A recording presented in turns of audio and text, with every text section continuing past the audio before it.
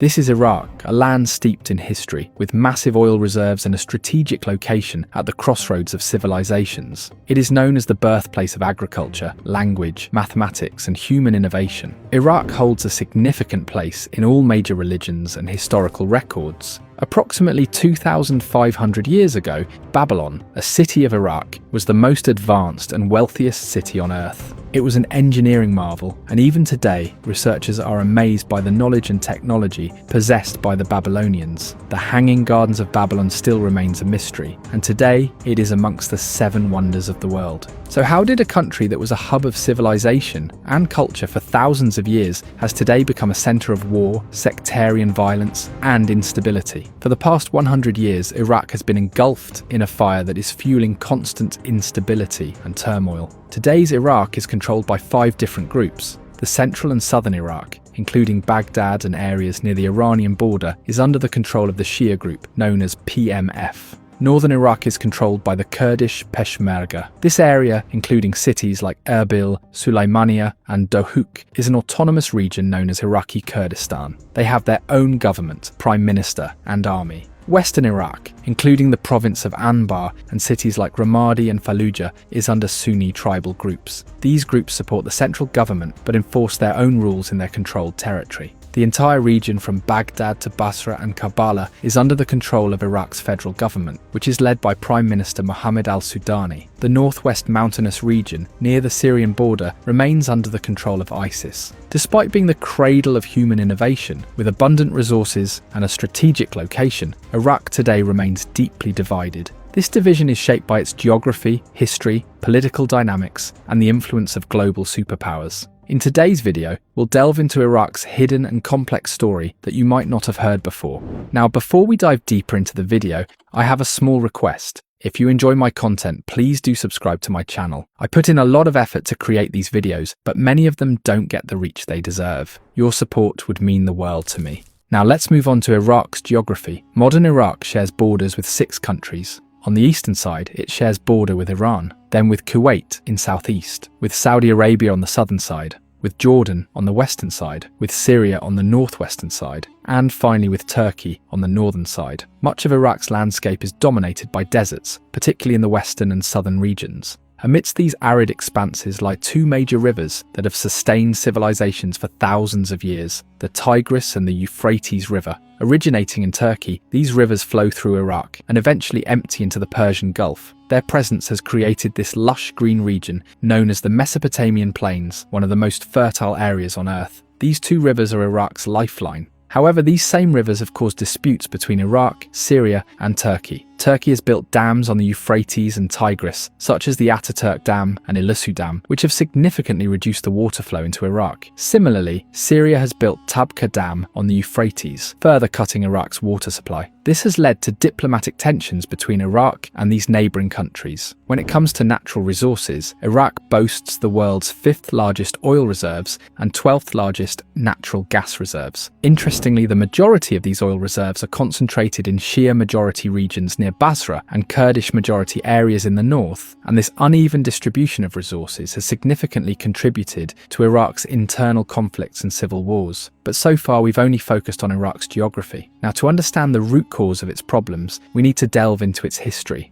The first mention of Iraq in recorded history dates back 5,000 years to the Sumerian civilization. Back then, the region was called Mesopotamia, meaning the land between 2 rivers. It included parts of present-day Iraq, Iran, Syria, and Turkey. The Sumerians were the first ones who laid the foundation for astronomy, mathematics, and administration here. From 2334 BCE to 2154 BCE, this region was part of the Akkadian Empire. Then from 1894 BCE to 539 BCE, it became the center of the Babylonian Empire, which was one of the most powerful empires of its time. It was during this period that the Hanging Gardens of Babylon were built. From the 8th to the 13th century, this area became part of the Abbasid Caliphate, a time known as the Islamic Golden Age. Baghdad, in particular, became the global center for knowledge, trade, and innovation. Scholars from all over the world would come to Baghdad, where Persian, Greek, and Indian knowledge was translated into Arabic. It's almost unimaginable today that Baghdad, a city now marked by bloodshed, was once the epicenter of global knowledge, culture, and political influence. This was the place where the seeds of the European Renaissance were sown. In the 13th century, the Mongols attacked and desolated Baghdad, and after that, between the 13th and 15th centuries, Iraq remained part of several smaller empires. From the 16th to the 20th century, the region fell under the rule of the Ottoman Empire, serving as a vital link between the East and the West. After World War I, when the Ottoman Empire collapsed, European colonial powers saw an opportunity to divide the region for their benefit. In the 1916 Sykes-Picot Agreement, Britain and France divided the Middle East without any regard for the region's ethnic, religious, or tribal realities. The British Empire drew artificial borders, splitting the region into Turkey, Syria, Iran, and Iraq. This division was done haphazardly, forcing people with vastly different cultures and languages into a single nation. If we compare with the Ottoman period, Mosul, Baghdad, and Basra were separate provinces, but Britain merged them into Iraq, despite their vastly different demographics. For example, Mosul had a Kurdish majority population, Baghdad was home to Sunni Arab Muslims, while Basra had a Shia Arab Muslim majority. So in the south, Shia Arabs formed the majority, while Sunni Muslims dominated the centre and Kurds dominated the north. Furthermore, Kuwait, which had once been part of Iraq, was also separated. Then, in 1921, Britain installed a Sunni leader, King Faisal, as Iraq's ruler. Putting a Sunni king in charge of a Shia and Kurdish majority country showed that Britain had once again completely ignored the region's ground realities, and the consequences of these decisions haunted Iraq for the next 100 years. In 1932, Iraq gained independence from British control, but its oil industry remained under British influence. From the 1930s to the late 1970s, Iraq faced political instability and military coups. Finally, in 1979, Saddam Hussein emerged as the de facto ruler of Iraq. Saddam promoted Sunni ideology while suppressed the Shia community, which eventually led to the Iran-Iraq War from 1980 to 1988. This was one of the deadliest wars in Middle Eastern history. In 1990, Saddam attacked Kuwait, sparking the Gulf War. As a result, Iraq faced severe sanctions, causing significant economic damage. In 2003, the US invaded Iraq and toppled Saddam Hussein's government. His removal created a power vacuum, marking the beginning of a dark period for Iraq. Thousands of Sunni soldiers lost their jobs, and they were seeing Shia groups gaining power, which fueled their anger. Abu Musab al-Zarqawi took advantage of this anger and formed an organization under the name Al-Qaeda. This new group had two main objectives. 1.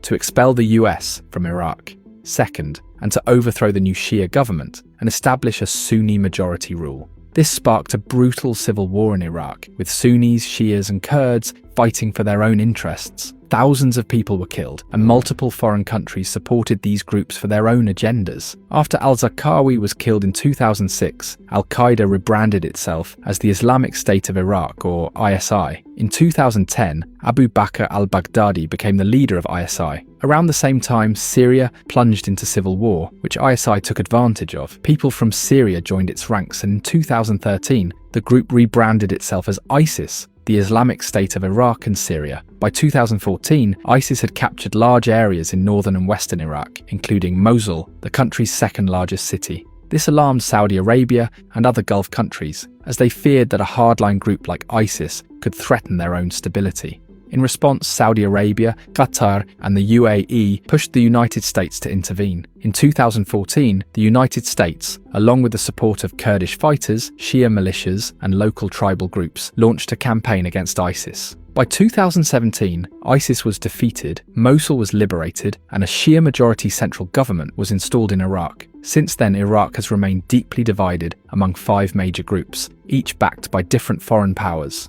Iran supports the Shia PMF militias and has significant influence over Iraq's central government. Turkey has a complex relationship with Iraq. While it recognizes the Kurdish Peshmerga government in northern Iraq, it opposes the idea of an independent Kurdish state, fearing that Kurds living in Turkey might also demand the same. Turkey often targets Kurdish freedom groups like the PKK with airstrikes to suppress freedom movement, but also provides financial support to the Kurdish Peshmerga because of their role in defeating ISIS. Saudi Arabia and other Gulf countries oppose Iran's growing influence in Iraq and support Sunni tribal groups in western Iraq. They also assist the Kurdish Peshmerga forces in their efforts to counter ISIS. The United States continues to maintain significant involvement in Iraq, even after withdrawing troops, largely due to the country's vast oil reserves, Iran's growing influence, and the ongoing threat posed by ISIS. Other global powers like China and Russia are also interested in Iraq. China is investing heavily in Iraq's infrastructure as part of its Belt and Road Initiative, aiming to create an alternative to the Suez Canal. At the same time, Russia maintains a keen interest in Iraq because of its involvement in Syria, where it supported the Bashar al-Assad's regime. Iraq's current situation is extremely complex, and much of its problems stem from the artificial borders drawn by European powers after World War I.